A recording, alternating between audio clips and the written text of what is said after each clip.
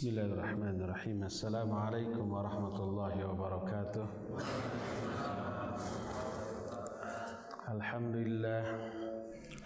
Alhamdulillahilladzi hadana li hadza wa ma kunna linahtadiya laula an hadanallah. Wa asyhadu an la ilaha illallah wahdahu la syarika lah. Wa asyhadu anna Muhammadan abduhu wa rasuluh. Ya ayyuhalladzina amanu taqullaha haqqa tuqatih wa la tamutunna illa wa antum muslimun. Wa ba'd. Hadirin jamaah Masjid Darul Ihsan di Telkom Corporate University Geger Kalong Bandung, juga para pendengar Radio Roja Bandung di mana saja Anda berada, baik yang melalui radionya masing-masing di 1476 AM ataupun yang mendengarkan melalui streaming Radio Roja Bandung. Alhamdulillah di siang hari ini kita berjumpa untuk membahas satu kutaib, istilahnya kutaib isim taswir dari kitab. Artinya kitab kecil dengan judul Arba'una Qaidatan fi Hillil Masyakil, 40 kaidah dalam mencari solusi dari berbagai macam masalah. Waktu yang tersedia cuma 80 menit kurang, karena pemaparan sampai jam 1:30 cuma 50 menit. Dan 50 menit ini nampaknya hanya cukup untuk membahas satu kiat saja. Satu kiat saja. Baik, sebagai muqaddimah, sebagai manusia yang dilahirkan atau diciptakan untuk ibadah, maka pasti dalam kehidupan keseharian kita tidak akan bisa lepas dari masalah. Secara duniawi masalah ini merugikan, walaupun pasti ada aspek yang menguntungkannya.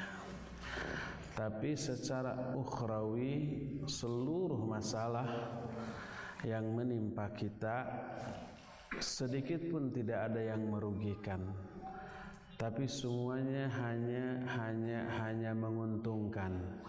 Nanti kita akan bahas apa sih keuntungan yang kita akan peroleh dengan mengalami musibah atau masalah atau problematika yang selalu menghadang dalam kehidupan kita.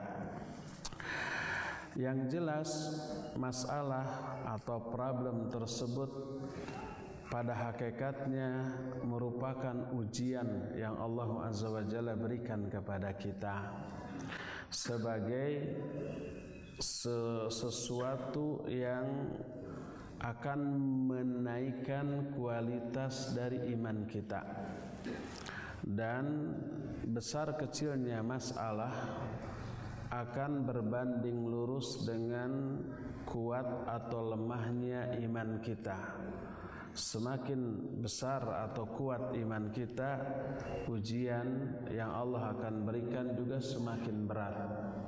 Allah Azza wa Jalla berfirman dalam Al-Quran, dalam surah Al-Ankabut ayat yang kedua, ahasiban nasu ayyutraku ayyaqulu amanna wa hum la yuftanun.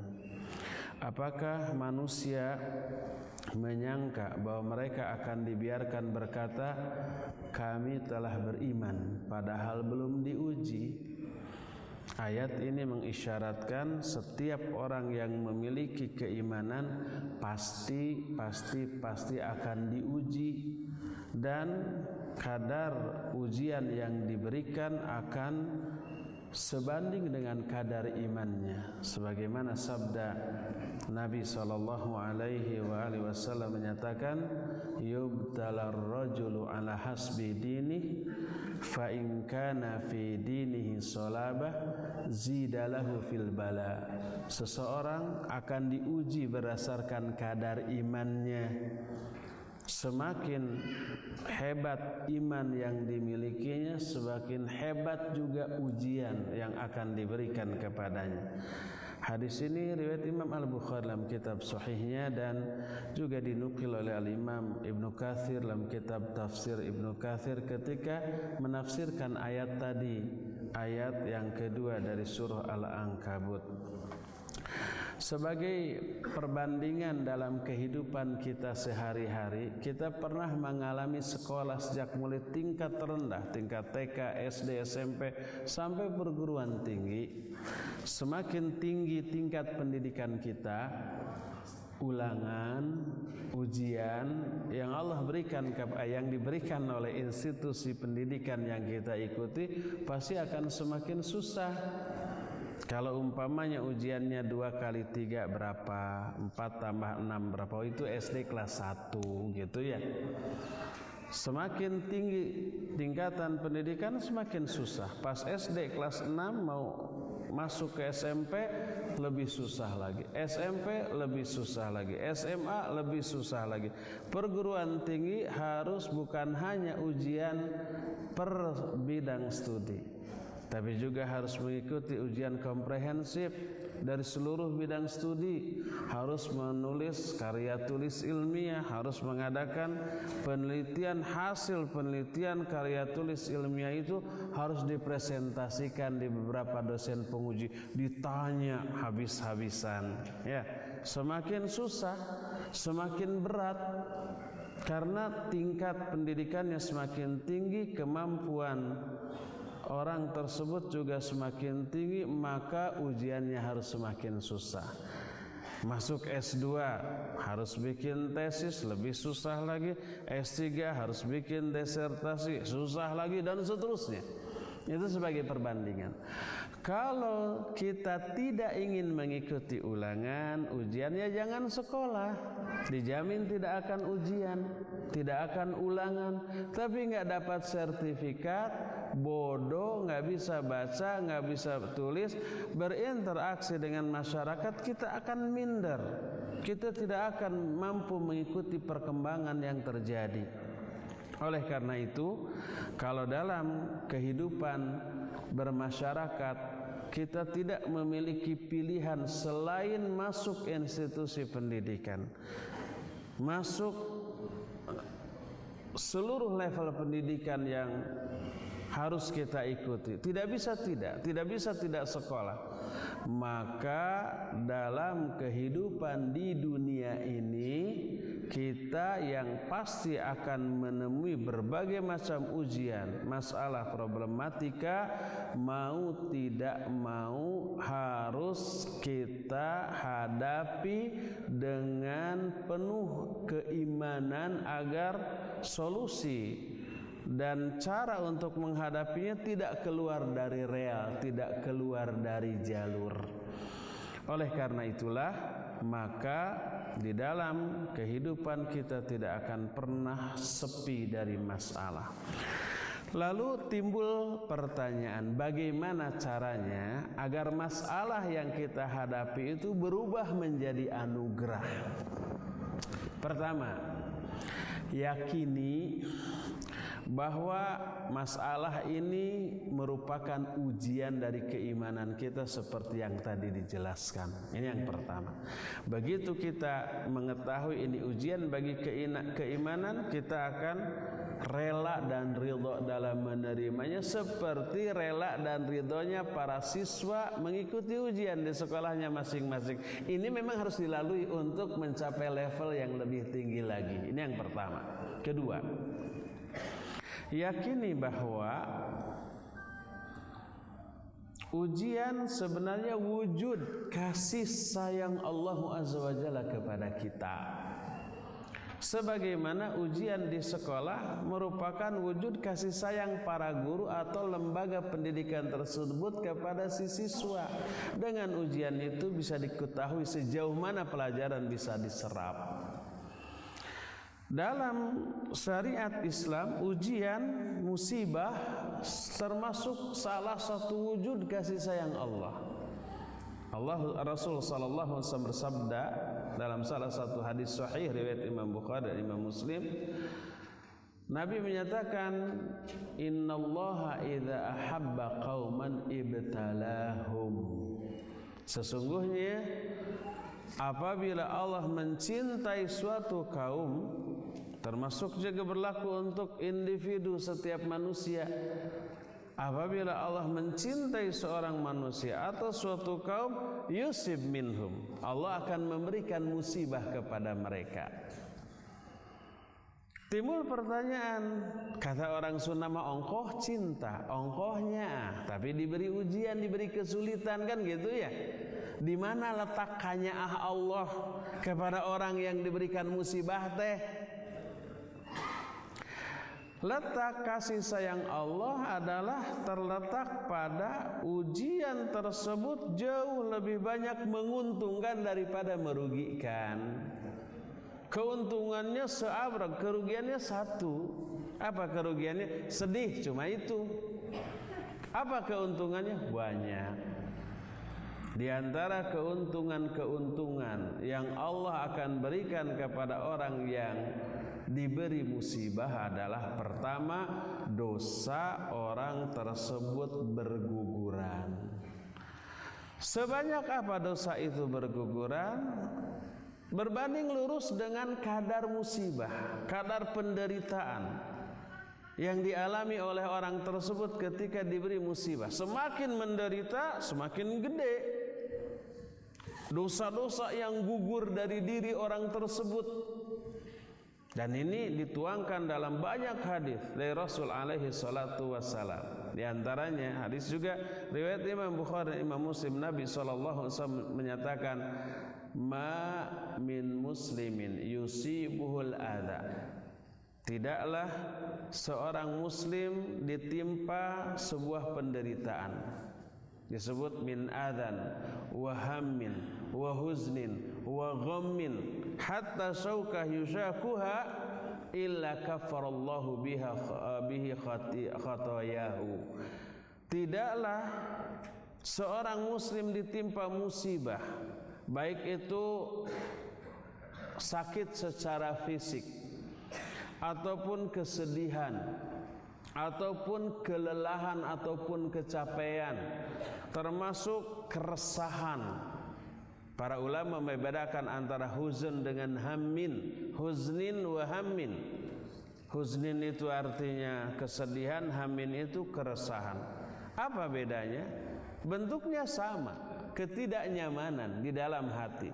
Bentuknya sama, yaitu perasaan yang tidak nyaman yang dirasakan oleh kita, cuma penyebabnya yang berbeda. Kalau huznin, kesedihan, maknanya adalah ketidaknyamanan perasaan akibat kejadian-kejadian masa lalu. Ada umpah orang yang menghina, kita ingat-ingat sedih. Ada umpah kita pernah kehilangan uang kemudian sedih. Kemarin umpamanya anak kita sakit atau mungkin saja kita mengalami masalah membuat kita sedih. Itu al-huzn. Adapun al-ham, keresahan, kegelisahan, bahasa ABG sekarang risau dan galau, itu diakibatkan karena ketidakpastian atau kekhawatiran tentang masa depan. Besok bagaimana? Lusa bagaimana? Masa depan saya bagaimana? Tidak menentu. Ada keresahan, ada kegalauan di dalam hati, itu ham. Termasuk juga apapun yang bisa membuat kita menderita secara fisik ataupun psikis, maka seluruh penderitaan yang teralami oleh seorang muslim illa kafarallahu biha khati'atihi, kecuali Allah akan menghapuskan dari diri orang tadi dengan musibah tadi kesalahan-kesalahannya. Oleh karena itulah, maka semua penderitaan yang kita alami secara psikis, umpah dihina orang, badan kita tececel, teboncel, terahet-rahet acan, itu nggak ada terjemahannya. Badan kita tidak luka, tidak sakit, tidak lebam-lebam, tidak ada yang tapi sakitnya tuh di sini, di dalam hatinya, karena dihina orang. Dia merasakan kesedihan, dia merasakan terhina, terendahkan, maka itu pun menggugurkan dosa. Ya, kita lagi SMS-an gitu ya sambil jalan, jetruk teh Tajong. Tajong itu tersandung sampai jatuh. Ada yang sakit, ada fisik atau psikis, dua-duanya. Fisik sakit, psikis malu sama orang. Itu pun menggugurkan dosa. Sekalipun rasa sakit itu terjadi akibat kesalahan kita sendiri, akibat perbuatan yang sengaja kita lakukan lalu membuat kita menderita, maka itu pun menggugurkan dosa. Seperti tadi tersandung karena SMS-an sambil jalan, kesalahan kita. Sampai nyebur sumur, kesalahan kita. Atau umpamanya kita sengaja olahraga sampai berlumuran keringat, bukan berlumuran, bermandi keringat, sampai nafas kita terengah-engah, sampai badan kita pegel-pegel. Apalagi kita melatihan angkat beban, saking beratnya sampai ekspresi kita itu tipe bergeg gitu, tipe perekat, itu juga nggak ada terjemahan. Lalu setelah itu pegel-pegel. Pegel-pegel itu penderitaan, itu menggugurkan dosa. Semua yang kita alami berupa penderitaan menggugurkan dosa. Apalagi penderitaan yang lahir dari suatu ibadah. Dan semua ibadah mengandung unsur masyaqqah. Masyaqqah itu penderitaan. Saum yang sekarang sedang kita lakukan ada penderitaan, lapar, haus, lemes dan seterusnya. Salat yang kita lakukan ada penderitaan, pegal, cangkel gitu, semakin lama salatnya semakin pegal. Ngaji kayak begini ada penderitaan, ada. Secara fisik menderita. Sejam setengah kita duduk di sini pegal ini pinggang, apalagi 40-50 tahun ke atas bisa panas mendadak ya. Itu secara fisik. Secara psikis disindir terus oleh ustadz. Padahal ustadz kenal-kenal acan, bukan bermaksud nyindir. Kita hanya menyampaikan kebenaran. Maka di dalam ngaji seperti ini ada pengguguran dosa. Makanya ngaji kayak gini yang lama aja biar tambah menderita. Biar dosa yang gugur tambah banyak. Walhasil semua musibah pertama menggugurkan dosa.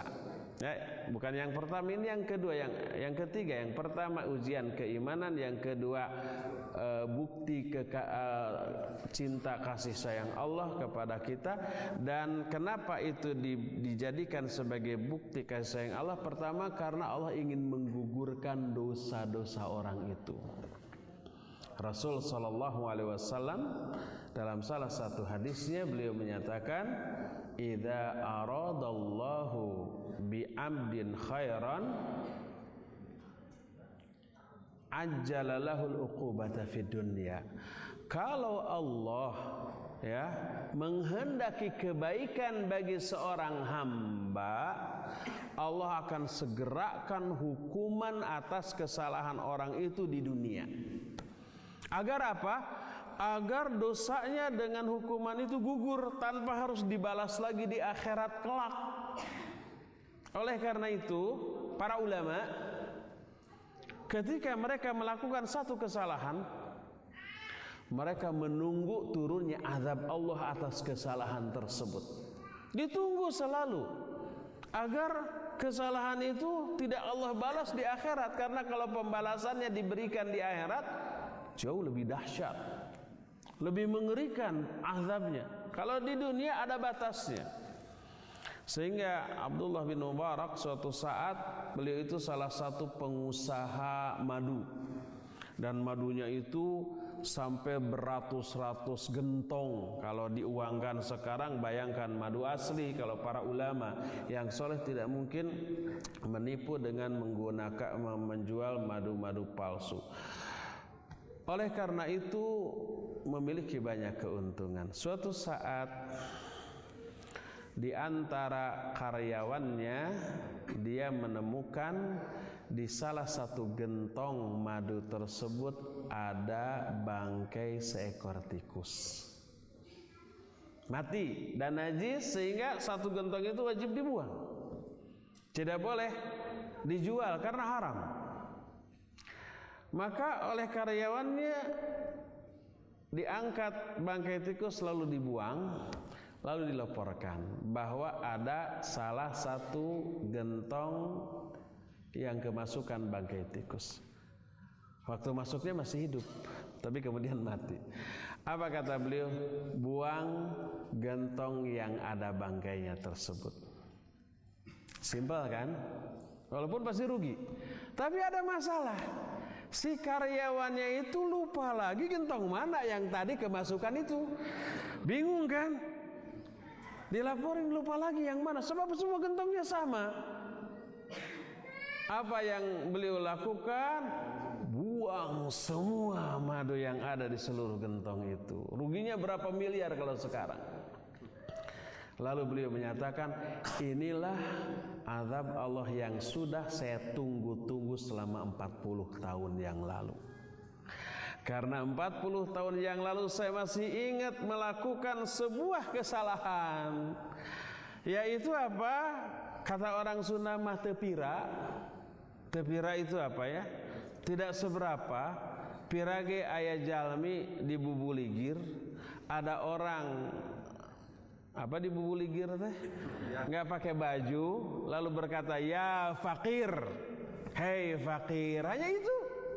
Bagi kita itu mungkin kesalahan kecil ya. Ya hai fakir. Tapi bagi seorang ulama yang tidak biasa berbuat sebuah dosa, satu kesalahan langsung keinget-inget terus. Salah saya menghina orang, mengolok-olok orang, melanggar ayat Allah Azza wa Jalla dalam Al-Quran. Ya ayyuhalladzina amanu la yaskhar qaumun min qaumin asa ayyakunu khairan minhum. Ini yang dilanggar. Hai orang-orang beriman, janganlah kalian mencela orang lain. Salah satu di antara kalian mencela, yang sebab siapa tuh yang dicela lebih baik daripada yang mencela. Terus melanggar ayat wala tanabazu bil alqab, janganlah kalian saling membeli gelar dengan gelar-gelar yang buruk. Ayat ini yang dilanggar, dan melanggar ayat bukan dosa kecil, itu dosa besar. Imam Az-Zahabi rahimahullah dalam kitab Al-Kabair, Al-Kabair itu dosa-dosa besar. Di muqaddimah kitabnya ini beliau mendefinisikan dosa besar sebagai seluruh dosa yang diantaranya merupakan pelanggaran terhadap ayat Al-Quran. Ayat Quran mana yang dilanggar itu dosa besar, bukan dosa kecil. Dan beliau yang tadi itu, aduh ini dosa besar, menunggu-nunggu azab Allah. Walaupun beliau sudah tobat, ingin dosanya itu dihapus di dunia ini, maka ditunggu, kok nggak muncul-muncul juga. Para ulama ketika mengomentari kisah ini, mereka menyatakan, lihat, para ulama itu saking jarangnya berbuat dosa, sehingga apabila ada satu musibah yang Allah turunkan kepada dia, dia tahu musibah ini merupakan hukuman dari dosa yang mana. Tahu, karena jarangnya berbuat dosa. Beda dengan kita. Kita mah tiada hari tanpa dosa. Pas turun musibah Allah, ini musibah untuk yang mana ya? Untuk yang mencela si anu, untuk yang menggibahi si anu, wah terlalu banyak, bingung kita gitu ya. Dan para ulama mengetahui kesalahan yang mana hukuman tersebut untuk dia ya. Jadi Rasul SAW menyatakan, apabila Allah menghendaki kebaikan bagi seorang hamba, Allah akan segerakan hukuman atas kesalahan orang itu di dunia, sehingga orang itu bersih dari dosa-dosa. Kemudian di akhirat dia tidak harus lagi diadab atas dosa itu karena sudah diberikan ketika di dunia. Ini pula yang menjadi rahasia kenapa Nabi alaihi salatu wassalam, seorang yang kesolehannya tak tertandingi oleh manusia manapun, tapi di akhir hayatnya beliau mengalami penderitaan yang dahsyat ketika sakaratul maut. termasuk para sahabat, termasuk para ulama. Nabi SAW kata Aisyah radhiyallahu anha ketika mau meninggal, beliau memasukkan tangannya ke dalam air lalu diusapkan ke wajahnya sambil menyatakan, La ilaha illallah inna lil mauti sakarat. La ilaha illallah, sesungguhnya maut itu ada sakaratnya. Aisyah sampai menyatakan Nabi menderita 2 kali lipat daripada yang umumnya dialami oleh manusia. Amr bin As radhiyallahu an ketika mau mati ditanya oleh anaknya, Ya abati, wahai bapakku, sesungguhnya engkau ketika sedang sehat pernah berkata, betapa inginnya aku menemui seorang soleh yang cerdas yang sakarat. Aku ingin bertanya kepada dia apa yang sedang dia rasakan ketika sakarat. Nah sekarang bapak engkau orang seperti itu, ya soleh, ya berakal. Saya sakarat. Coba terangkan kepada kami apa yang sedang engkau rasakan. Apa kata Amr bin As? Ya bunayya, wahai anakku, ketika aku bernafas seolah-olah yang aku hisap adalah ribuan jarum-jarum beracun. Seluruh tubuhku dari mulai ujung kaki sampai ujung kepala seolah-olah aku ditusuk-tusuk dengan ribuan besi-besi yang sangat runcing. Itu yang beliau alami. Imam Al-Qurtubi rahimahullah dalam kitab At-Tadhkirah, At-Tadhkirah itu berbicara tentang kematian, termasuk sakaratnya, termasuk alam kubur sampai di alam akhirat nanti. Membahas itu seolah-olah kita mengembara ke alam akhirat, ya. Kata Imam Al-Qurtubi, kenapa Nabi SAW, para sahabat, para ulama, banyak riwayat di sana diceritakan mereka sangat menderita menjelang kematiannya ketika sakaratul maut. Beliau menyatakan karena kasih sayang Allah kepada mereka. Apabila seorang mukmin di dalam kehidupan kesehariannya memiliki dosa dan salah, Allah turunkan azabnya di dunia. Dan apabila menjelang kematiannya ada dosa yang belum dihapus, Allah berikan sakaratul maut, penderitaan menjelang kematian untuk menggugurkan sisa dosa yang ada, sehingga dia akan menghadap kepada Allah Azza wa Jalla dengan keadaan bersih dari dosa. Hukumannya disegerakan di dunia, tidak ditunda di akhirat. Sebaliknya, bila ada orang kafir melakukan banyak kebaikan di dunia, Allah balas dengan kebaikan juga di dunia. Diberi harta, diberi kekuasaan, diberi pangkat, diberikan popularitas. Pokoknya Allah balas kebaikan-kebaikan mereka di dunia. Makanya jangan heran kalau orang yang terkaya di dunia, yang paling berkuasa di dunia, paling tinggi pangkatnya di dunia adalah orang kafir. Balasan Allah atas kebaikan-kebaikan yang pernah mereka lakukan. Dan apabila nih menjelang kematiannya ada dosa, ada kebaikan yang belum Allah balas, ada kebaikan yang belum Allah balas di dunia, maka menjelang kematiannya Allah akan berikan kematian yang enteng dan mudah.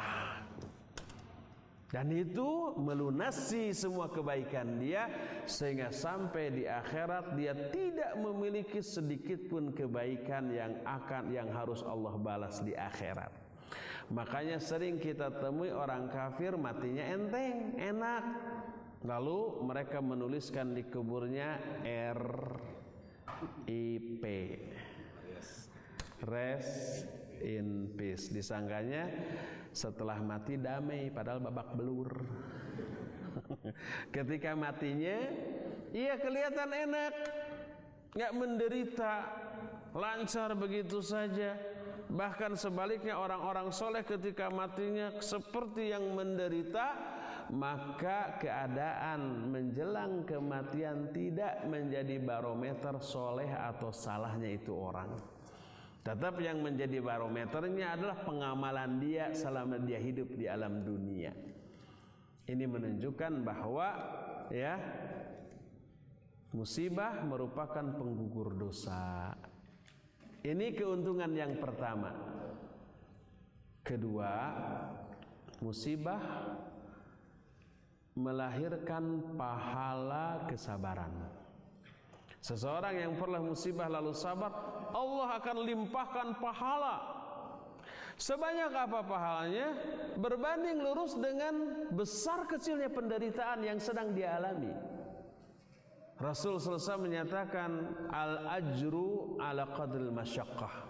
Pahala itu berdasarkan kadar penderitaan yang dialami. Inna idhamal jaza ma'idhamil bala. Sesungguhnya besarnya pahala sebanding dengan besarnya musibah yang Allah berikan kepada dia. Semakin hebat itu musibah, semakin besar pahalanya. Bahkan pahala bagi orang yang sabar tidak dibatasi. Biasanya Allah itu kalau memberi pahala menyebut angka 10 kali lipat, 700 kali lipat. Man jaa bil hasanah falahu asyru amsalihha.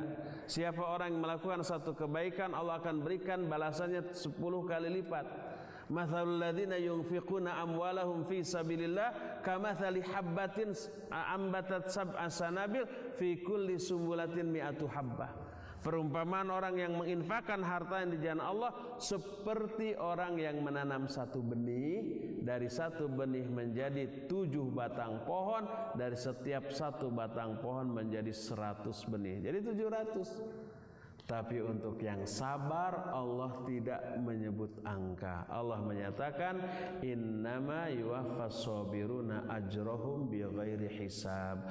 Allah hanyalah akan berikan pahala kepada orang yang sabar tanpa hisab, tanpa dihitung dengan angka, tanpa diukur dengan takaran atau kiloan, tapi digelontorkan dengan jumlah yang sangat banyak. Coba, dari satu sisi musibah menggugurkan dosa, di sisi lain musibah menambah pahala. Makin sering dapat musibah, makin habis, makin berkurang dosanya, makin nambah pahalanya. Kalau ditimbang tema akan lebih berat kepada pahala. Kenalah dengan ayat wa amma fa amma man thaqulat mawazinuhu fahuwa fi 'isyatir radiyah. Adapun orang yang berat timbangan pahala kebaikannya, dia akan berada dalam kehidupan yang diridhoi. Salah satu orang yang seperti itu adalah orang yang banyak menerima musibah. Jadi musibah adalah ya keadaan tanpa harus beramal, menggugurkan dosa, menambah pahala. Tanpa harus beramal dengan amalan tobat, dosa gugur dengan musibah. Tanpa harus mengamalkan amalan-amalan kebaikan, maka pahala dilimpahkan karena kesabaran dia di dalam menerima musibah. Ini yang keuntungan yang kedua. Pertama, menggugurkan dosa. Ketiga, menambah pahala. Kedua, menambah pahala. Ketiga, musibah menyebabkan doa kita dikabul, didengar oleh Allah Azza wa Jalla. Makanya ketika kita memperoleh musibah, berdoa kepada Allah. Kenapa orang yang dizalimi doanya dikabul? Karena saat itu dia sedang menderita, sedang mengalami musibah. Da'watul mazlum mustajabatun wa in kana fajira. Doa orang yang dizalimi itu mustajab walaupun dia orang durhaka. Orang banyak dosa, dihina, direndahkan, dipukuli, dizalimi, pokoknya dianiaya, menderita dia. Dikabul tuh doanya. Termasuk orang yang sakit. Ketika sakit banyak-banyaklah berdoa. Karena ketika itu dia dekat dengan Allah Azza wa Jalla. Sebuah hadis sahih riwayat Imam Muslim. Ini hadis kursi. Nabi SAW menyatakan Allah berfirman pada hari kiamat, Yabna Adam, maridtu walam ta'udni. Hei Bani Adam, dulu ketika kalian hidup di dunia, aku sakit, tapi kalian tidak melayat aku, kata Allah. Bani Adam bertanya, Rabbi kaifa a'uduka wa anta rabbul alamin. Wahai Allah, bagaimana aku melayatmu padahal engkau penguasa semesta alam. Masa Allah sakit gitu ya? Allah kemudian berfirman, ya, kata Allah, amma alimta anna abdi fulanan marid falam ta'udhu amma alimta in uddahu wajadtani indah. Tapi bukankah kamu tahu bahwa dulu ada hambaku ketika di dunia sakit, kamu tidak melayatnya, padahal kalau kamu melayatnya kamu akan mendapati aku berada di sampingnya. Yang dimaksud melayat Allah adalah melayat orang yang sakit. Berkata para ulama di antara Syekh Al-Utsaimin rahimahullah dalam kitab Syarah Riyadhus Shalihin ketika menjelaskan hadis ini. Hadis ini mengisyaratkan orang yang sakit kedudukannya sedang dekat dengan Allah. Karena apa? Karena Allah menyatakan kalau kamu melayatnya kamu akan mendapati aku berada di samping orang yang sakit. Dekat dengan Allah. Allah ada di sampingnya. Dan kedekatan seorang hamba dengan Allah mengisyaratkan jeritan hatinya, doanya didengar dan dikabulkan oleh Allah SWT. Coba perhatikan firman Allah, wa idza sa'alaka ibadi anni fa inni qarib ujibu da'watad da'i idza da'an. Kalau hambaku bertanya kepadamu tentang aku, jawab aku dekat. Setelah menyatakan aku dekat, aku mengijabah semua doa orang-orang yang berdoa kepadaku. Ketika dekat, dikaitkannya dengan doa yang diijabah. Aqrabu ma yakunul abdu min rabbihi wa huwa sajid fa'akthiru fihi du'a. Jarak terdekat antara seorang hamba dengan Allah adalah ketika sujud. Maka perbanyak doa ketika sujud. Ketika sujud dekat dengan Allah, maka kalau dekat berdoa akan dikabulkan oleh Allah. Jadi dekatnya seseorang dengan Allah itu mengisyaratkan doanya dikabul oleh Allah. Tadi orang sakit dikatakan Allah berada di sampingnya, menunjukkan doa orang sakit didengar oleh Allah. Dan tidak hanya sakit, semua doa orang yang memperoleh musibah. Jangankan orang muslim, orang mukmin, orang soleh, orang musyrik yang super nyebelin, tapi ketika memperoleh musibah lalu berdoanya kepada Allah dikabul. Coba perhatikan firman Allah di antaranya dalam surah Luqman. Allah menyatakan, fa idza ghasyiyahum maujun kadzulali da'awullaha mukhlishina lahuddin falamma najahum ilal barri. Nah, coba perhatikan. Ketika orang-orang musyrik itu diombang-ambingkan oleh gelombang di lautan, da'awullaha mukhlishina lahuddin. Mereka berdoa kepada Allah secara ikhlas. Ketika di darat menyembahnya bukan kepada Allah Azza wa Jalla, mungkin kepada patung, mungkin kepada bulan, bintang, kepada kuburan, kepada roh-roh orang yang sudah meninggal, kepada selain Allah. Tapi ketika mereka berlayar di lautan, ada gelombang yang mengombang-ambingkan perahu yang mereka tempati, yang mereka tumpangi, berdoanya kepada Allah secara ikhlas. Karena tahu hanya Allah satu-satunya yang bisa menyembuhkan, yang bisa menyelamatkan. Dan dikabul falamma najahum ilal bari, ketika Allah menyelamatkan kembali mereka ke daratan. Dalam ayat lain dikatakan idahum yusyrikun, mereka musyrik lagi. Kurang gimana nyebelin tuh orang. Di darat berbuat musyrik, ke lautan diombang-ambingkan gelombang yang dahsyat, minta diselamatkan kepada Allah, diselamatkan, dikabul, diselamatkan ke darat, di darat musyrik lagi. Coba bagaimana kalau ada orang di belakang kita sampai berita ngejelek-jelekin kita habis-habisan, begitu ketemu minta ke kita, minta banar, kita kasih. Setelah dikasih pulang lagi ngejelek-jelekin lagi, gimana tindakan kita? Dipapeg meureun ku urangnya nu kitu patut mah. Pika sebelena luar biasa. Bayangkan apabila orang musyrik ketika memperoleh musibah dia berdoa kepada Allah secara ikhlas dikabulkan, apalagi orang muslim yang sedang memperoleh musibah. Maka orang yang sedang memperoleh musibah doanya dikabulkan oleh Allah Azza wa Jalla. Ini yang ketiga. Keuntungan yang ketiga. Keuntungan yang keempat dari musibah adalah mentalnya akan lebih kuat daripada sebelumnya. Karena dia sudah pernah berpengalaman mengalami pahit getirnya kehidupan. Menghadapi masa depan yang mungkin akan pahit lagi, dia sudah lebih siap, ya.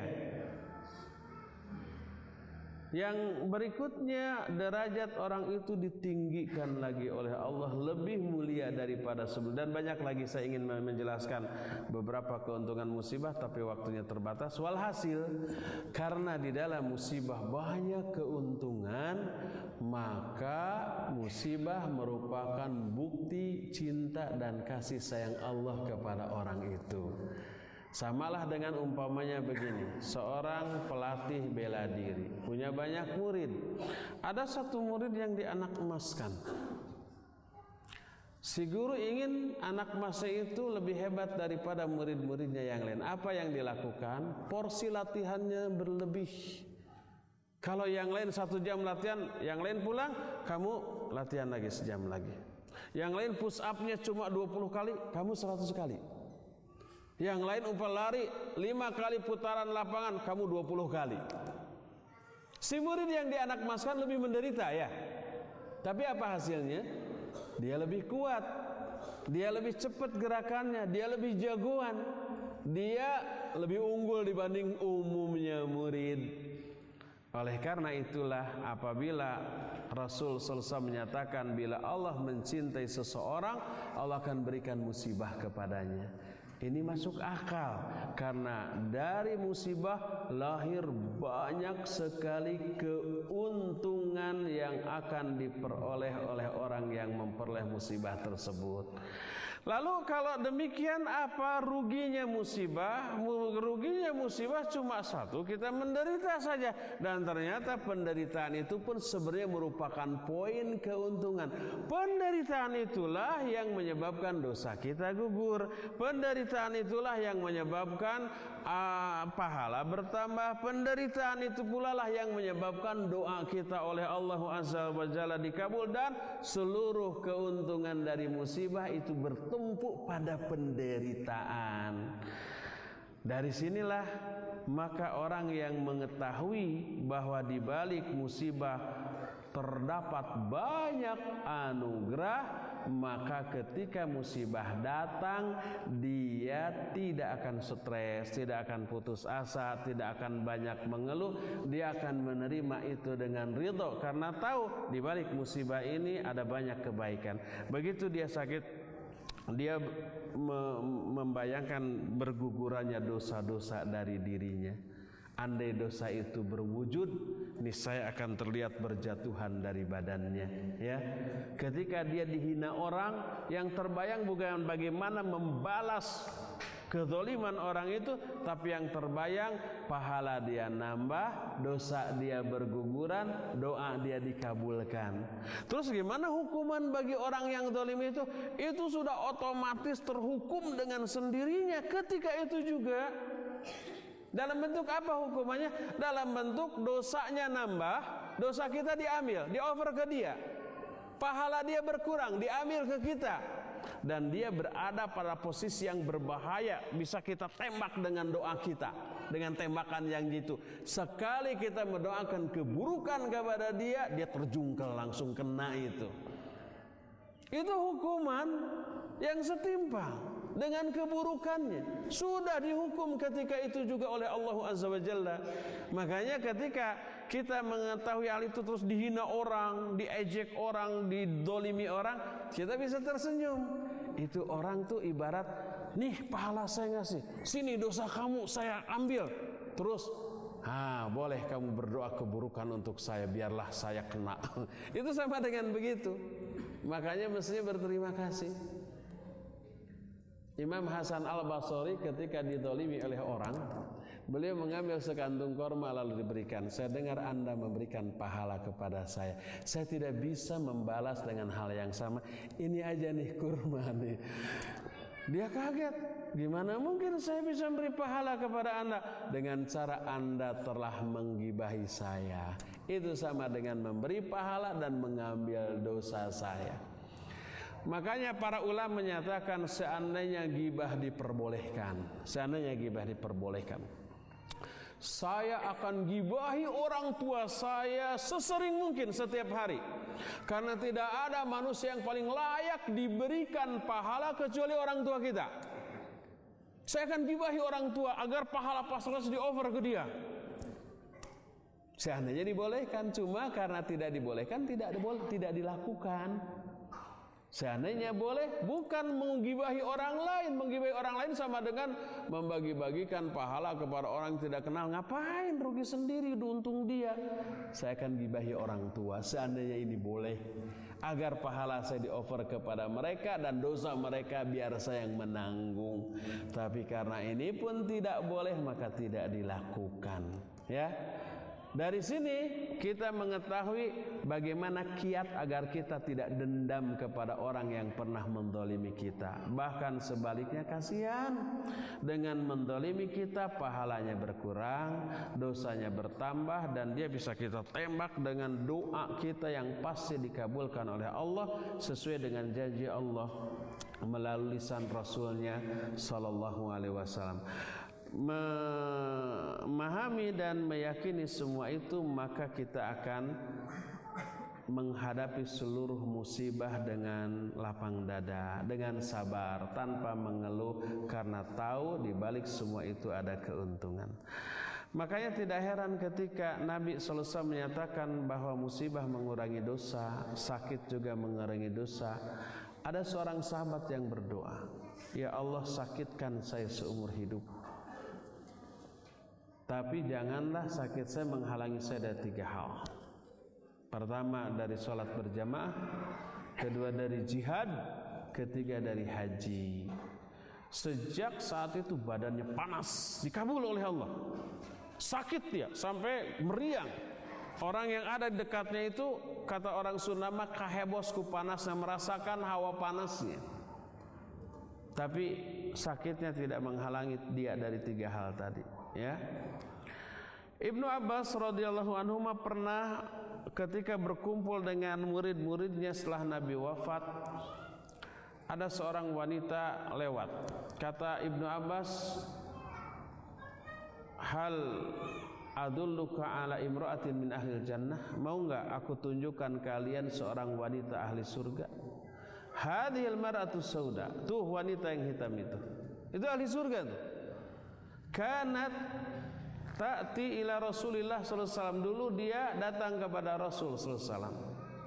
Lalu berkata, "Ya Rasulullah, ini asra wa ini atakashaf."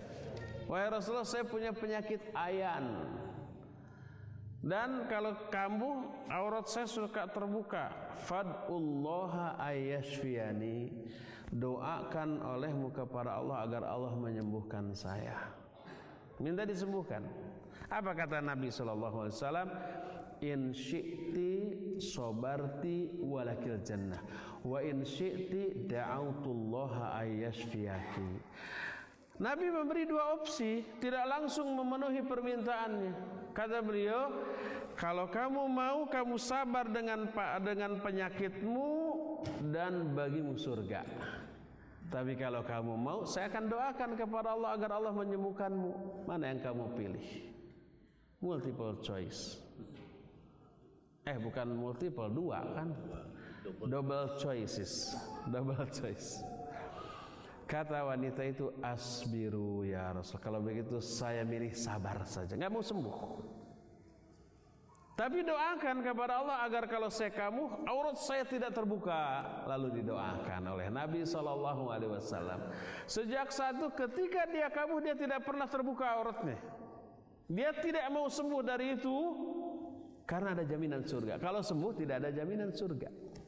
Dia memilih sakit daripada sembuh karena tahu sakitnya menggugurkan dosa, menambah pahala, menjadikan doanya dikabul oleh Allah Azza wa Jalla, derajatnya semakin meningkat, kemuliaannya di dunia dan di akhirat. Makanya dia memilih sakit.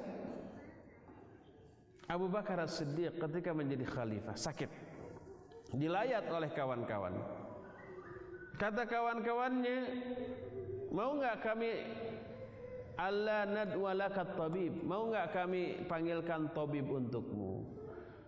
Apa kata Abu Bakar? Qad ra'ani tabib, sang tabib telah melihat aku. Ditanya, famada yaqulu tabib, apa yang dikatakan oleh sang tabib itu? Kata Abu Bakar, sang tabib menyatakan, inni fa'alul lima urid, aku maha pelaksana dari semua yang aku kehendaki. Ternyata horeng si mana horeng, sang tabib itu adalah Allah Azza wa Jalla. Dia tidak mau diobati biar sakit, dan sakitnya tidak menghalangi tugas dia sebagai khalifah. Ini semuanya dilakukan karena tahu di balik musibah, sakit dan penderitaan lainnya terkandung banyak anugerah yang menguntungkan dia di akhirat. Inilah kiat pertama untuk bisa keluar dari masalah, yaitu sabar ketika memperoleh musibah. Satu kiat, habis waktunya. Makanya satu kiat, satu solusi. Kalau mau menghabiskan ini, kita adakan 40 kali pertemuan. Ya, karena waktunya sudah habis, sudah 1:30, saya cukupkan sampai di sini, dan sisa waktu yang ada kita masuk, kita jawab, dan saya serahkan kepada pembawa acara untuk memandu acara tanya jawab ini. Wassallallahu ala nabiyina Muhammadin wa ala alihi wa ashabihi wasallam. Terima kasih. Lalu itu saja kita buka dari saudara begini pasangan ini dari Pak ya. Baiknya baik.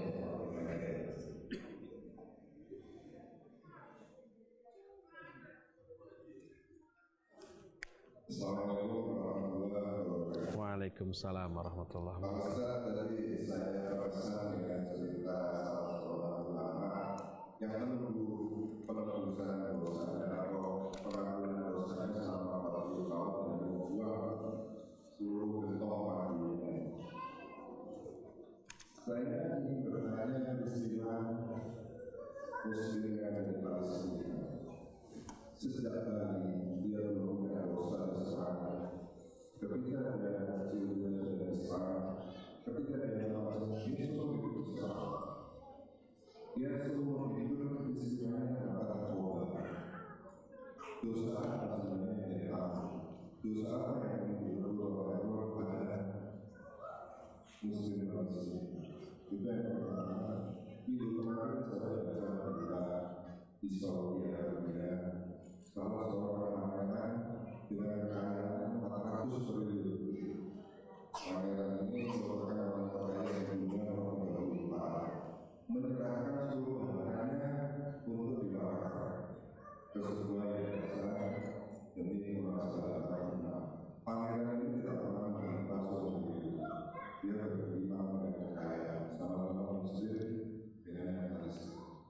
Cobanya beda sekali, biasa sekali. Nah, mungkin fenomena ini saya ingin dapat menjelaskan. Assalamualaikum warahmatullahi wabarakatuh. Waalaikumsalam warahmatullahi wabarakatuh. Langsung aja keburu lupa ya. Bismillah, alhamdulillah, wassalatu wassalamu ala rasulullah. Ba'd. Ya, terima kasih kepada Bapak yang bertanya tadi. Barakallahu fiik. Ada 2 pertanyaan yang saya tangkap. Kalau tadi musibah itu hukuman atas dosa yang pernah kita lakukan, bagaimana dengan anak kecil yang tidak memiliki dosa apa-apa, lalu mereka menderita dan mati sebelum balik mati, atau anak dia menderita sejak kecil sampai dewasa mengidap sebuah penyakit yang membuat dia menderita banget padahal tidak pernah berbuat dosa. Apa fungsi dan maksud dari musibah tersebut? Taib. salah satu di antara fungsi musibah dan penderitaan yang Allah berikan adalah tadi sudah disinggung, meningkatkan derajat kemuliaan dunia dan akhirat. Kalau Allah Azza wa Jalla berkehendak ingin mengangkat derajat seseorang, tapi orang itu tidak beramal, tidak melakukan amal soleh yang menyebabkan derajat kemuliaannya terangkat, tapi Allah menghendaki dia derajatnya terangkat, maka Allah berikan ke musibah, penderitaan, dan Allah anugerahkan kesabaran dalam menghadapi musibah tersebut. Dengan cara seperti itulah derajat kemuliaannya terangkat lebih mulia daripada sebelumnya. Demikian juga ketika ada anak kecil, sejak bayi lahir dia menderita. Penderitaannya nyata jelas, dia menangis, meringis, meraung-raung gitu ya. Berbulan-bulan atau sampai 3 tahun menderita terus, kemudian mati dalam keadaan masih balita, masih belum tahu dosa. Apa dosa dia? Dia tidak memiliki dosa. Tapi penderitaan yang dia alami mengangkat derajat dia di surga kelak. Sehingga bayi yang mati dengan menderita terlebih dahulu dengan bayi yang mati tanpa menderita terlebih dahulu, beda tingkatan derajatnya di surga. Yang satu pernah mengalami penderitaan dulu, yang satu lagi tidak. Otomatis balasannya berbeda ya. Jadi musibah tidak sekedar penggugur dosa, tapi penambah pahala juga dan peningkat derajat kemuliaan di surganya kelak. Ini jawaban yang pertama. Kedua, fenomena yang sekarang terjadi, seorang pangeran yang menghibahkan seluruh kekayaannya. Mungkin seumur hidup dia tidak pernah menderita, sepengetahuan kita kebayang, padahal mungkin lebih menderita dari kita. Jangan dikira bahwa orang kaya tidak pernah menderita dibanding orang miskin. Salah satu di antara penderitaan orang kaya adalah merasakan kejenuhan, kebosanan dengan seluruh yang disebut dengan kenikmatan. Karena dia nikmat terus. Coba kita makan daging terus tiap hari. Ongkek atuh, melihatnya juga, melihatnya udah bosen, udah mau muntah gitu kan, inginnya kepedak lagi nanti, ya. Daging terasa nikmat dan lezat bagi orang yang sehari-harinya mengkonsumsi ikan asin, tahu, tempe, ikan asin, atau makan seharinya hanya dengan gepuk. Gep kurupuk. Hanya itu, sekali dia dapat daging, enaknya luar biasa. Orang setiap harinya naik BMW atau Mercy atau Lamborghini kayak begitu, nikmat tiap hari, bosannya luar biasa. Baru mobil mewah kayak begitu terasa enak dan nikmat bagi orang yang sehari-harinya pakai angkot. Ya panas, ya ngetem, ya macet, ya ada yang ngerokok, liur. Masuk BMW, nyamannya luar biasa, serasa terbang. Tapi kalau tiap hari naik BMW terus bosan, jenuh, ingin ada variasi lain. Orang yang sehari-harinya tidur di rumahnya yang kurang nyaman, kasurnya juga banyak tumilanya, ya keras gitu ya. Sekali diajak ke hotel bintang 2, bintang 3, nyaman serasa di istana. Orang kaya yang sehari-harinya tidur berpindah-pindah dari satu hotel bintang 7 ke hotel bintang 7 lainnya sampai liur, bosen dengan situasi hotel yang seperti, menderita dia. Nah, itu fenomena yang teralami oleh orang kaya seperti itu, ya. Oleh karena itulah tidak berarti orang yang tidak pernah kesulitan itu berarti tidak menderita. Orang kaya itu tidak, ya pasti menderita, tapi jenis penderitaannya beda dengan orang miskin. Itu yang pertama. Kedua, ambisi obsesi orang yang super kaya berbeda dengan ambisi dan obsesi kita. Ada hal lain yang mungkin tidak mereka dapati. yang tidak mereka capai, yang tidak mampu mereka raih dengan kekayaannya, dan itu membuat mereka juga menderita. Ya pasti ada penderitaannya sebagai manusia, dan setiap penderitaan sesedikit apapun kadar penderitaan itu, apapun bentuknya, itu menggugurkan dosa-dosanya. Ya. Nah kemudian dia mewakafkan seluruh kekayaan, itu bagus. Karena infak atau sedekah asal penyalurannya benar, banyak faidahnya bagi pelakunya. Pertama, meredam murka dan azab Allah. Inna sedekah tudfi'u ghadabar rahman. Sesungguhnya sedekah itu bisa meredam kemurkaan Allah Azza wa Jalla. Itu yang pertama. Yang keduanya, sedekah tersebut selain meredam kemurkaan Allah, bisa menghasilkan pahala yang tidak putus-putus yang disebut dengan amal jariyah. Nabi menyatakan idza mata ibnu adam inqata amalu illa min thalathin.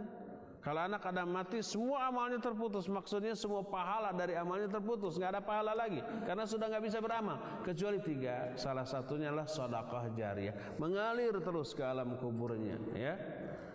Yang ketiga, setiap orang fakir miskin yang bertakwa yang disupport atau diberikan santunan oleh orang kaya tadi, dari santunan itu dia punya tenaga, jadi darah, jadi daging, jadi tenaga, lalu dipakai ibadah, maka orang kaya kebagian dari pahala ibadah orang ini. Seperti itu, dan banyak keuntungan dari infak dan sedekah yang lainnya, ya.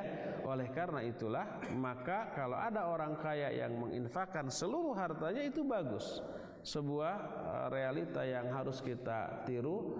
Itu pernah dilakukan oleh Nabi SAW, pernah dilakukan Abu Bakar As-Siddiq, dan pernah dilakukan oleh para sahabat yang mulia pada zaman dahulu, ya. Dan semoga itu bisa menjadi penggugur atas dosa-dosanya, yang pasti akan ada dosanya, dan memperoleh pahala yang tidak putus-putusnya, dan menginspirasi banyak orang kaya untuk banyak berinfak dan sedekah. Wallahu a'lam bishawab. Ada lagi?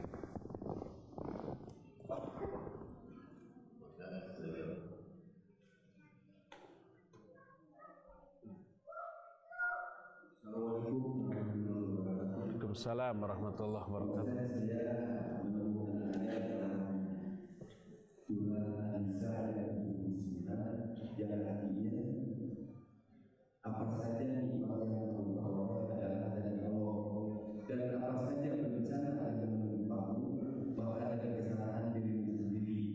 Kami mengutusmu menjadi rasul pada segala manusia dan cukuplah Allah menjadi saksi. Mohon dijelaskan.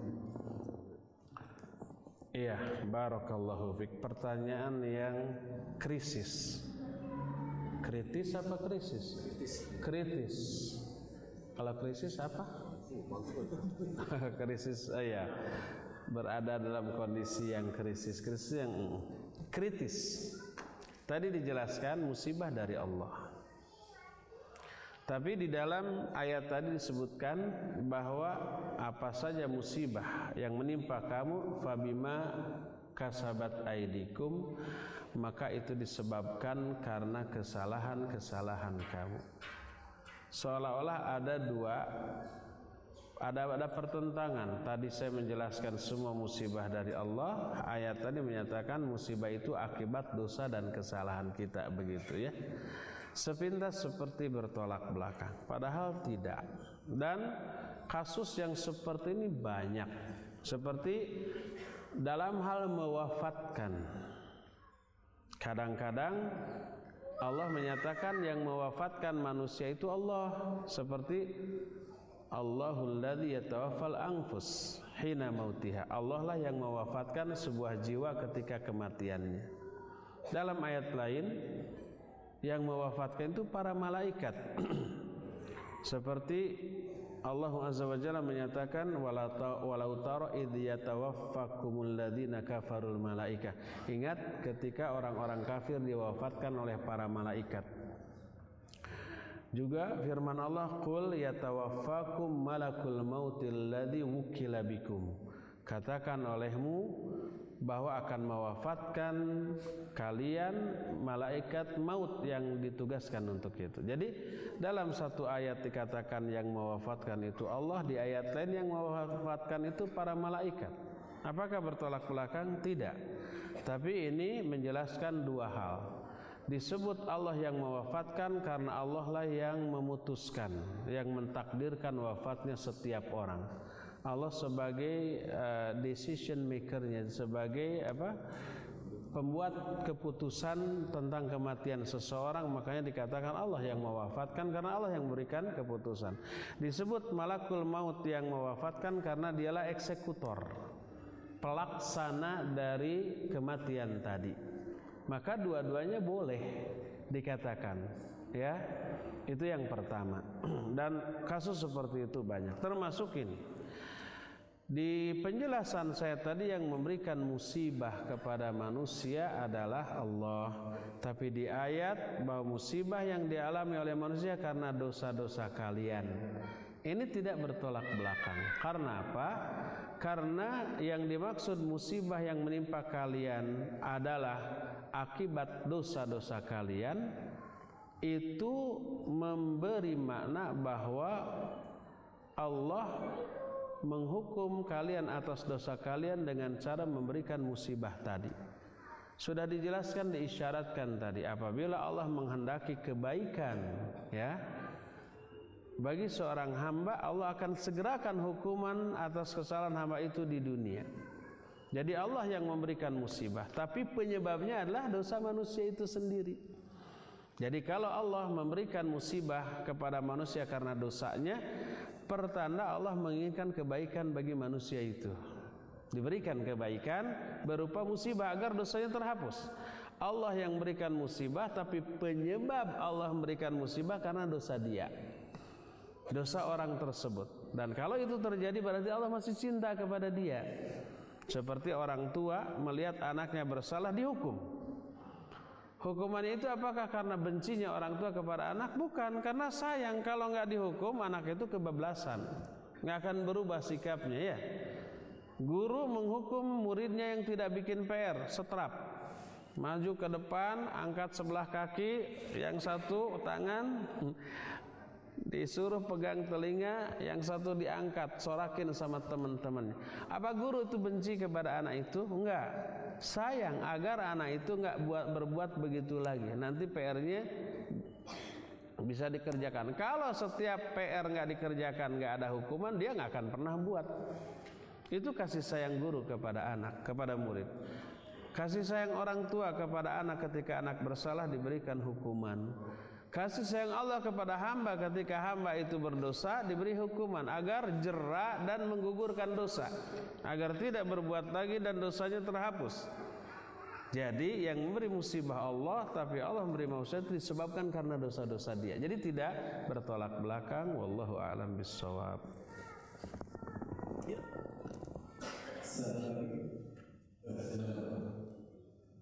Assalamualaikum warahmatullahi wabarakatuh. Waalaikumsalam warahmatullahi wabarakatuh. Tadi Ustaz mengatakan bahwa yang dizolimi itu doanya bisa dikabul. Kadang di masyarakat sering saya mendengar doanya buruk. Apa itu diperbolehkan? Doa apa? Doanya buruk. Kuru? Doakan pada buruk. Doanya buruk. Disebut halal dan sebagainya. Itu mohon bisa diperhatikan untuk yang dizolimi itu berdoakan agar yang menyerang itu maka itu diperbolehkan. Terima kasih. Iya, mendoakan keburukan bagi orang yang zalim gitu ya. Umpamanya biar celaka gitu ya, biar ketubruk beca, biar dikacakar kucing. Doa yang dikabulkan dari orang yang dizalimi bagi orang yang zalim pasti adalah doa keburukan. Itu yang akan dikabul. Boleh enggak? Kalau pertanyaan boleh tidaknya, boleh. Disyaratkan pertama oleh hadis itu, makanya Nabi sallallahu alaihi wasallam pernah menyatakan ittaqu da'watal madlum fa innahu laisa bainahu wa bainallahi hijabun wa in kana kafira. Takutlah kalian kepada doa orang yang dizalimi, karena antara doa orang itu dengan Allah tidak ada hijab sekalipun orang itu orang kafir. Kita muslim, ahli tauhid, ahli amal soleh, tapi berbuat zalim kepada orang kafir. Enggak salah enggak apa orang kafir dizalimi oleh kita. Dia menjerit kepada Allah, mendoakan keburukan kepada kita, kena loh. Itu kata Nabi alaihi salatu wassalam. Maksudnya memang mendoakan keburukan, ya. Pernah enggak ini dilakukan oleh Nabi sallallahu alaihi wasallam oleh para sahabat? Iya, tentu saja pernah. Contoh ketika Nabi alaihi salatu wassalam di Mekah, beliau bersujud, dilihat oleh tokoh-tokoh kufar, Abu Jahal, Abu Lahab dan beberapa tokoh lain, siapa di antara kalian yang berani meletakkan kotoran unta di atas kepala dan punggung? Oh, saya. Akhirnya ada, ditumpuk. Orang-orang tertawa. Sedatang Fatimah kemudian membersihkan semuanya itu. Lalu Nabi sallallahu alaihi wasallam berdoa, Allahumma alaika bi Quraisy. Allahumma alaika bi fulan fulan fulan fulan. Didoakan kepada ya Allah, binasakan orang-orang tokoh-tokoh Quraisy. Doakan binasakan si fulan, disebut namanya oleh Nabi sallallahu alaihi wasallam. Maka Anas bin Malik yang satu melihat tapi tidak bisa berbuat apa-apa. Karena apa? Karena takut. Kalau dia berbuat apa-apa sebagai seorang hamba sahaya waktu itu pasti dia akan disiksa. Lalu menyatakan, demi Allah aku melihat nama-nama tokoh Quraisy yang disebut dalam doa Nabi SAW itu, mereka semua mati secara mengenaskan di perang Badar di tangan Nabi SAW. Itu yang pertama. Kedua, Sa'ad bin Abi Waqqas radhiyallahu anhu pernah difitnah oleh seorang sesama muslim. Difitnah, dizalimi. Lalu Sa'ad bin Abi Waqqas salat 2 rakaat, ya. Kemudian beliau berdoa, Allahumma in kana kadziba. Ya Allah, apabila orang ini dusta, hanya menuduh saya, panjangkan umurnya dan panjangkan penderitaannya. Kena itu. Dia sampai selebih dari 100 tahun, anaknya, istrinya sudah meninggal, dia sebatang kara, sampai si alisnya pun panjang menutupi matanya, dan di akhir hayatnya dia gila mengganggu anak-anak dan wanita. Dia juga pernah mengatakan, saya adalah korban dari doa Sa'ad bin Abi Waqqas radhiyallahu anhu, dan matinya tidak diketahui, tiba-tiba bangkainya sudah terketahui ada di pinggir jalan. Panjang umurnya, panjang penderitaan, kena oleh siapa? Doa Sa'ad bin Abi Waqqas. Jadi kalau pertanyaan boleh enggak? Boleh. Apakah itu bagus atau tidak? Tergantung situasi, tergantung kesalahan orang yang didolimi, gitu ya, orang yang mendolimi, ya. Kalau umpama kedolimannya ala kadarnya, jangan ya Allah matikan dia, jangan. Tidak seimbang antara kesalahan dengan isi doa keburukan bagi dia. Sebaik-baiknya adalah doakan kebaikan, ya Allah rubah perasaan dia yang tadinya benci menjadi sayang, yang tadinya menentang menjadi mendukung, yang tadinya memusuhi menjadi bersahabat, yang tadinya jauh renggang menjadi dekat.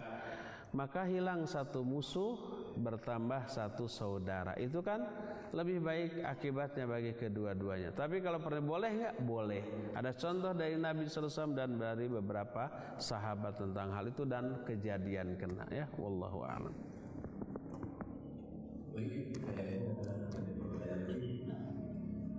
Masih ada satu lagi? Boleh? Masih ada.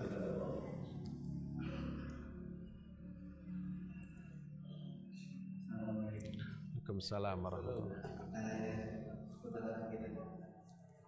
Bagaimana karena isi saja makanan goreng atau rokok, dan kalau sebenarnya sesuatu tapi lebih dimensiasi sehingga sebelum kematian, sedangkan kalau sembuhan bisa pengobatan, tapi lebih dimensiasi untuk badan, tapi bisa menuju kematian tidak dimungkiri. Waalaikumsalam warahmatullahi. Iya, mungkin ini pertanyaan terakhir ya. Barakallahu fiik kepada yang bertanya. Boleh enggak sakit sengaja? makan cabai 2 kilo biar mencret wae, biar apa sakit perut gitu ya. Makan gorengan terus biar kolesterol terus.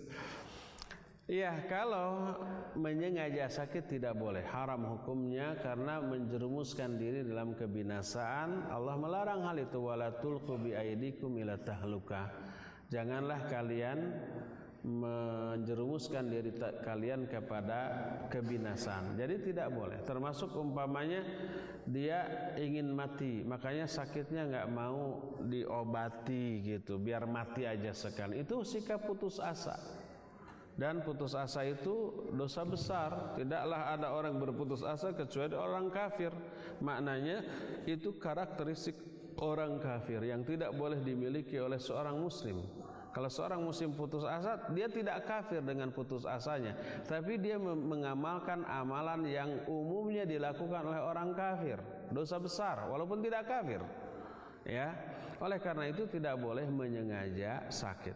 Lalu apa bedanya dengan sahabat tadi yang sakit, minta sakit, kemudian ada yang sakit tidak mau sembuh? Apakah itu sama?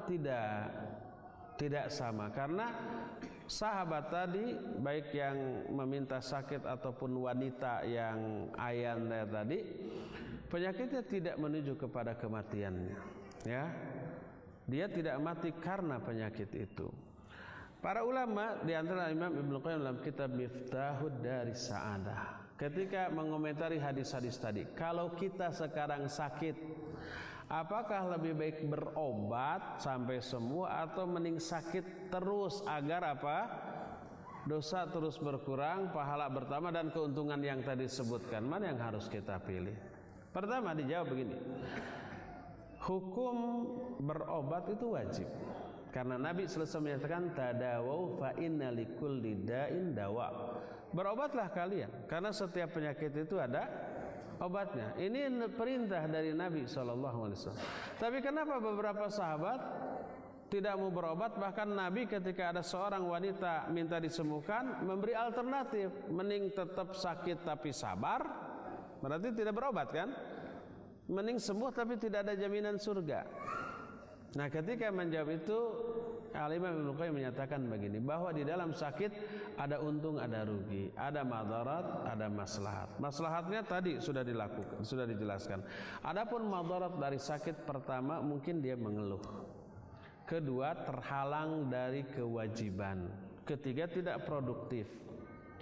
Keempat, menyusahkan orang lain. Istrinya yang kasihan, sedikit-sedikit mah ini pijitin, macam-macam ya, bikin resek. Ya, itu madaratnya. Adapun maslahat dari sakit tadi menggugurkan dosa, menambah pahala, doanya dikabul, meningkatkan derajat dan seterusnya. Itu maslahat dari sakit. Kalau iman seseorang hebat sehebat para sahabat tadi, sehingga dengan sakitnya seluruh madaratnya tidak ada, hanya yang ada maslahatnya. Para sahabat dulu ketika sakitnya tidak ogohan, tidak manja, tidak menyusahkan orang lain, tidak terhalang dari kewajiban, tidak mengeluh, seolah-olah dia sehat padahal sakit.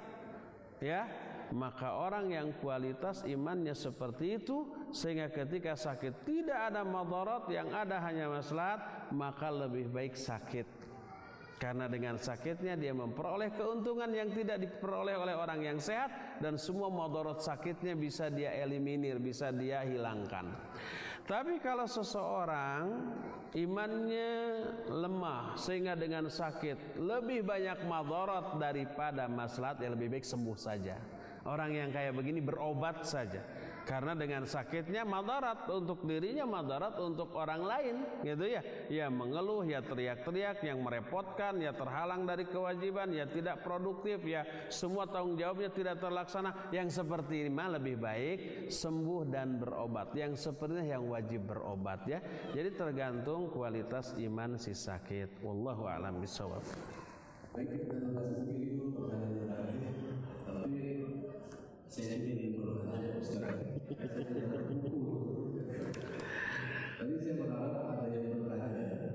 Ini kan kita dapat rupiah atau cara itu merubah masalah menjadi anugerah. Nah, tadi Ustaz menyampaikan fadilah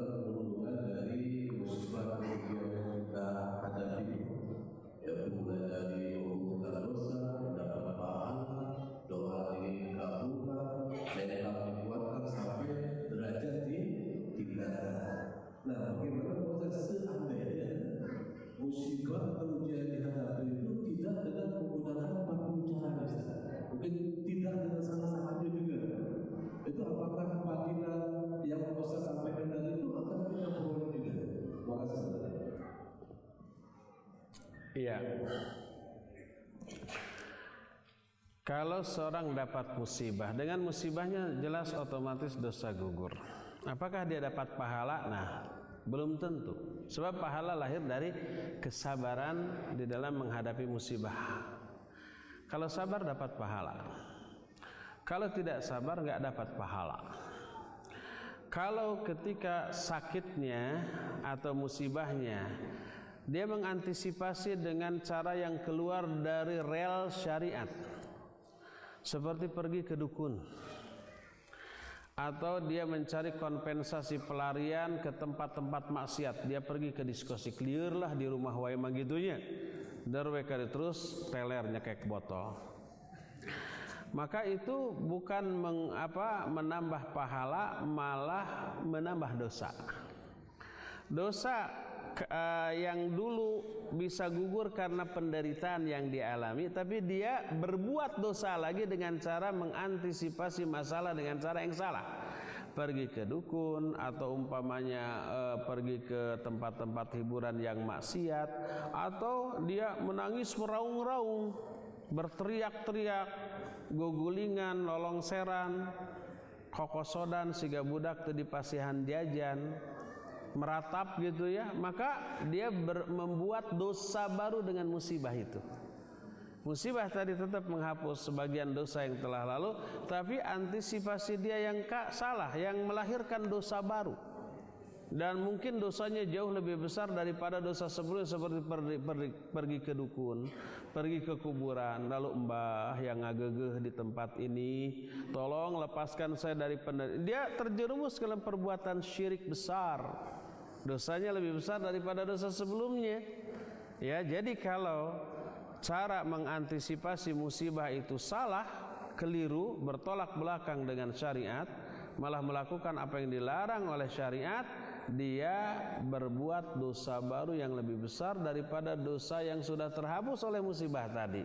Dan itu kerugian besar. Derajatnya tidak akan meningkat, doanya tidak akan dikabul, pahalanya tidak akan diberikan oleh Allah kepada dia, karena pahala itu lahir dari kesabaran, bukan dari musibahnya itu sendiri. Kalau sabar baru dapat pahala, sebagai firman Allah, innama yuwaffas sabiruna ajrahum bighairi hisab. Allah memberikan pahala kepada orang yang sabar dari musibah dengan tanpa perhitungan, diberikan dengan jumlah yang sangat besar. Jadi pahala itu lahirnya dari kesabaran, bukan dari musibahnya. Kalau musibah tidak sabar, nggak dapat pahala itu, ya. Makanya ya sayang, sudah dapat musibah gitu ya, menderita, dosa bertambah pula karena salah dalam mengantisipasi. Wallahu a'lam bishawab.